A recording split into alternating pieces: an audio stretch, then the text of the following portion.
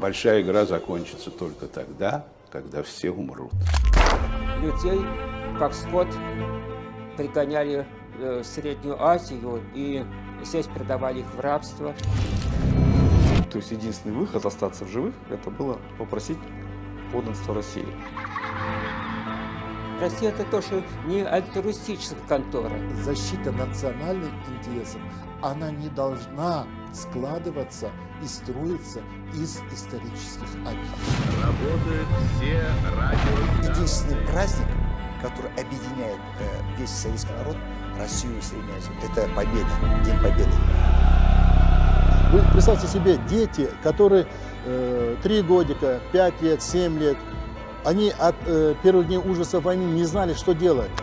Это была великая страна. Я услышала, как мама начала плакать в голос. И это было для меня шоком, потому что я поняла, что что-то произошло. Сейчас вот мы Орал уничтожили, Каспий находится в драматическом положении, а не какое-то трагическом. Они нас уважают, мы их уважаем.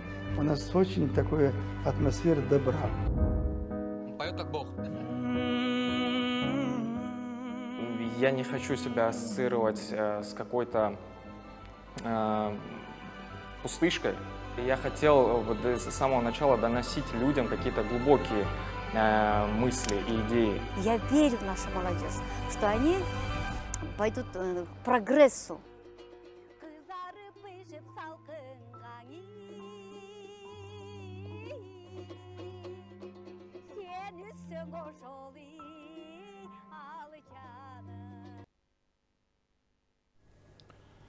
Muxlislarimiz uchun biroz tarjimasini ham aytib o'tdik. Demak, siz hozir ko'rgan videoda, hurmatli muxlislar, ya'ni video suratga olib yakunlangan deyilyapti, montaj ishlari ketayotgani aytilmoqda. Demak, biz Hamid aka bilan bu yerdagi g'oyalar va umuman filmlar, mana shunday yo'nalishdagi filmlar haqida suhbatlashmoqmiz. Hamid aka, mana shu treyler e'lon qilingan saytda, ommaviy axborot vositasida mana shunday yozilgan.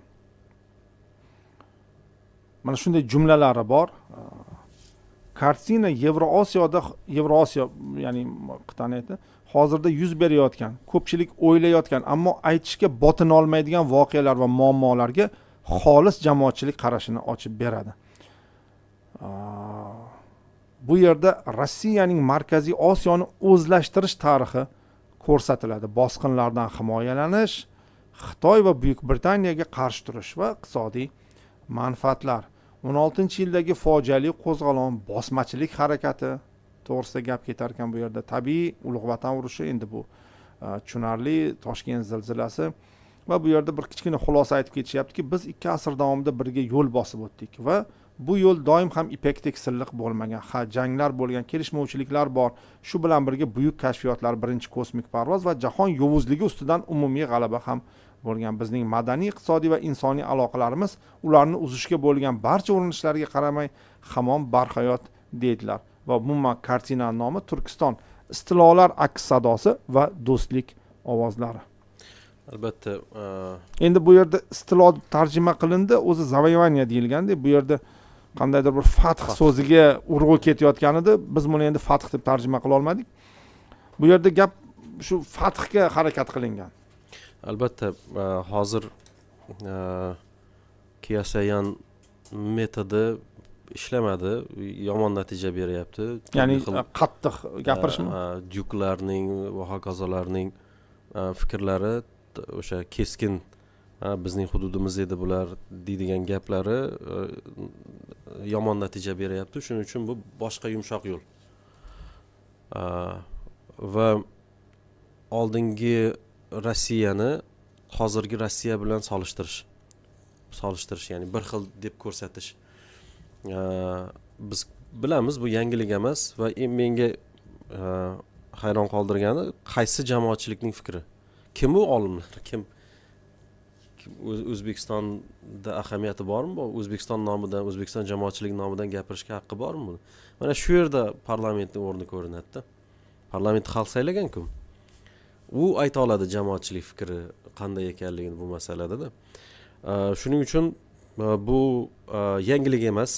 Rossiya qattiq o'sha Ukraina bizniki, Ukrainaning davlatchiligi yo'q, Qozog'istonning katta qismi bizniki, Qozog'istonning davlatchiligi yo'q degan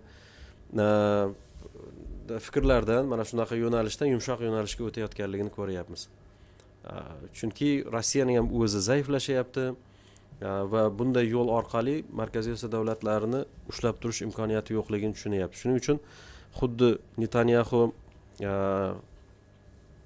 OpenAIga o'sha pul kiritganday, ya'ni Isroil haqidagi so'rovlar uchun yumshoqroq, yaxshiroq javob berish uchun pul kiritganday, deylik, Rossiya ham Rossaturnishstvo orqali mana shunaqa filmlarni ishlashda davom etadi. To'xtata olmaysiz buni. O'zbekistondan ham chiqaveradi baribir, turli xil yaxshi edi, buyuk davlat edi degan fikrlar, lekin uni balanslaydigan kuchliroq fikrlar bo'lishi kerak yaratuvchiga. Mayli, hozir uni nima qilib bo'lmaydi. Tahlil qilish uchun har bir detalni o'rganish kerak bo'ladi, bu yerda tarixchilar kerak, politologlar kerak bo'ladi. Lekin umumiy olganimizda bizda o'shanga balans beradigan yetarlicha kontent bo'lishi kerak.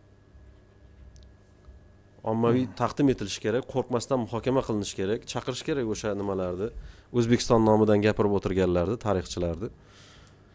Kim ruxsat, kim qanday u ma'naviy haqqi bormi o'zbeklar nomidan gapirishga, nima, qanday asarlari bor, qayerda dars bergan bu odamlar degan savollar o'shanda chiqib keladi mening nazarimda.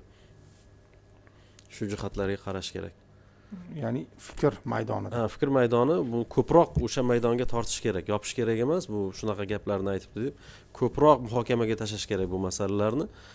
Va tabiiyki mening nazarimda hozir O'zbekiston jamiyati ham ancha tayyor bo'lib qoldi bunday masalalarni tahlil qilishga. Ya'ni ehtiyot bo'ling propaganda demoqsizmi? Propagandani biz jarayon orqali anglashimiz kerak. Propaganda eshitmanglar emas, propaganda eshitinglar, ko'ringlar buni. Ya'ni buni propagandaligini bilinglar. Bilinglar, buni asoslar bilan.